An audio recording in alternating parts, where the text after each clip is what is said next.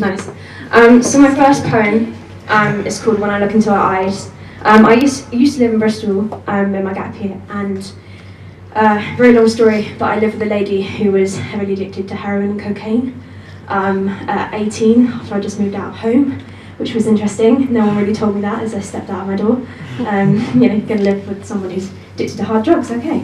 But yeah, so I was really heavily affected by that. It was just about understanding how to deal with my naivety, but also how to be compassionate and to learn how to accept people. And so it goes. When I look into her eyes, I see mercy. But when she looks into her eyes, she sees drugs. And often she kept them closed, and she shook her head at me, denying her worth and denying her agony. And her head kept shaking like a wind dial blown from the west to the east, as though she staggered in zigzags, never quite sure of the ground. Unfixable she feels, yet mendable she heals. So I grab her by the arm and I guide her until her feet point straight. She asks, "Why are you helping me? Why?" When I look into her eyes, a girl of just 18, she screams every time, "Why are you helping me? Don't look into my eyes. Don't look into cozy black alleyways that your young eyes have never seen. My irises harvest liquid gold mines and dance through wild nights until the amber moon slips into bleak grey skies. So don't look into my eyes." But when I look into her eyes, I can't help but wonder.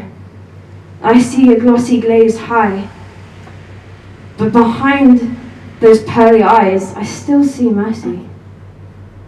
When I look into her eyes, I see the needles she hides and hands expanding like inflatable airbeds, reused and abused, palms underneath cloaked bandages, but I still see mercy. And why? Because I lived with her. Because I ate with her. She is a woman like me, and yes, she's had her fair share of one too many assholes in her life. One too many thieves in the night, taking treasures and hiding them underneath the devil's floorboards that creak like crows when you're only just a child. But if I cannot cry for a woman soaked in a puddle of lies, then who can? She hasn't died. She is alive. She is only dead to the drugged spirit within that pulls her back, breaking her back under the heavy load of cocaine and heroin. And I am not elevating myself as a saint. I have done wrong. I have done wrong that can paint the white gates of heaven black. But I serve a God who has washed me right back to the white shores and green pastures like I'm a natural, beautiful disaster, and so is she. But an endless sea stretches over every lengthening tinge of pain. And her golden hair, like honey, flows over a filled bath. And we sit on the icy pool of a white tiled floor. And sharp shards of glassy tears fall down her cheeks and mine. And her legs beat on the tiles like a drum roll as we wait for her withdrawal to pass. Her feet keep in constant time, counting until the clock stops.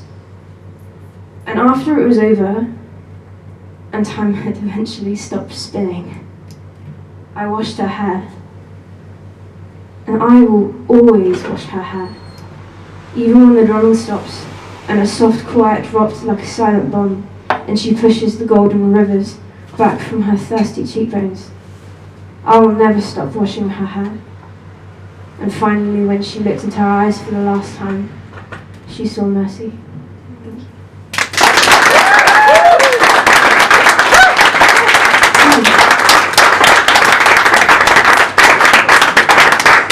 So, I'm not a depressing person. But I write depressing poems, so I'm really sorry, but I write poems that I feel draw attention to people who might be kind of unnoticed in society. I feel like there are quite a lot of people that we walk past that have really interesting stories.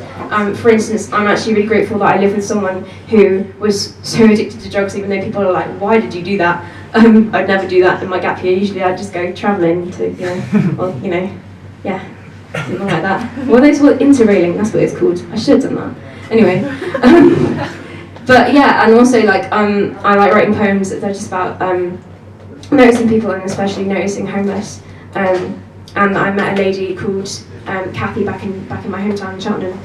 They just sort of broke down crying in the street, and ever since then I kind of just sort of chatted to her and would just sit by her in town and just listen to how her day was going or how her week was going.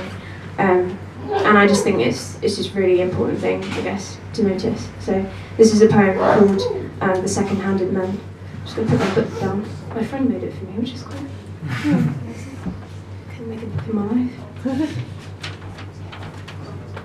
This is called The Second-Handed Men. 4 men and 1 woman stood under a porch, and all remained silent, and their words had left them to live in a bottle. Their money and their clothes huddle in a second-hand bag. Their purses drain as the liquor pours.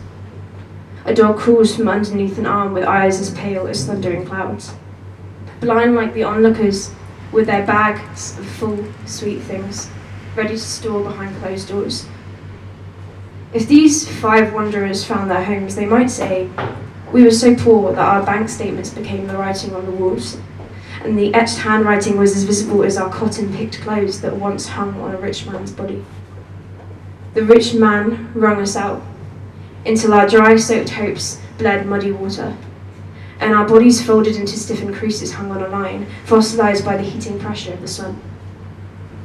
Icy wind howls as the moonlight dawned, and the drunken stragglers ambled round, pulling at our sleeves, and uniformed men stood over us like towers, keeping us tethered to the line. Our wind-swept limbs flung free from the line, and we led in piles to keep our damp limbs warm. Mac coats buried themselves in soil and dust, and pockets wept now that they're empty. And tie-dye masterpieces stole the colour from our cheeks, and buckles paid rent to rust. We are the second-hand men, tethered to the line. We are not asking you to mend us. We're only asking you to notice. Thank you.